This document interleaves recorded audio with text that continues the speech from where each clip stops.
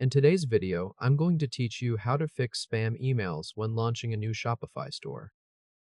Open your Shopify admin, then go straight to the left sidebar and click Online Store. From there, click Pages. This takes you to the area where your store's standard pages are managed.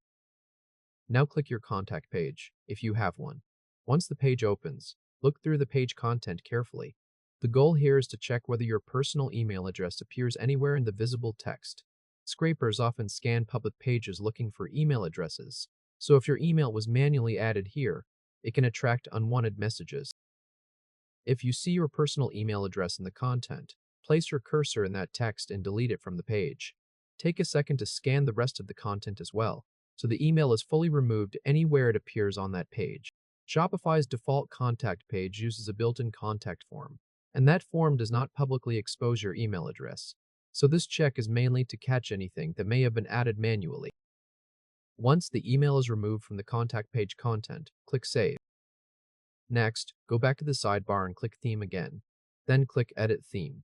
This opens the theme editor, where you can review sections that appear across your storefront.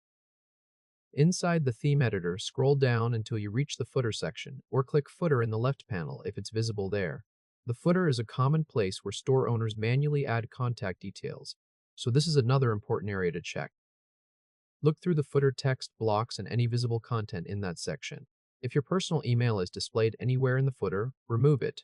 If the instructions on your screen show a replacement field or editable text area, replace the email there instead. The key part of this step is making sure your personal email is no longer shown publicly in the footer.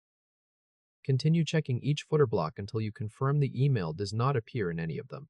Since scrapers crawl public store pages, removing visible email addresses helps force visitors to use the contact form instead of copying an exposed address from the page.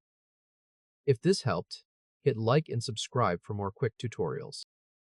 After that, your contact page and footer will no longer publicly display your personal email, which completes this part of the fix.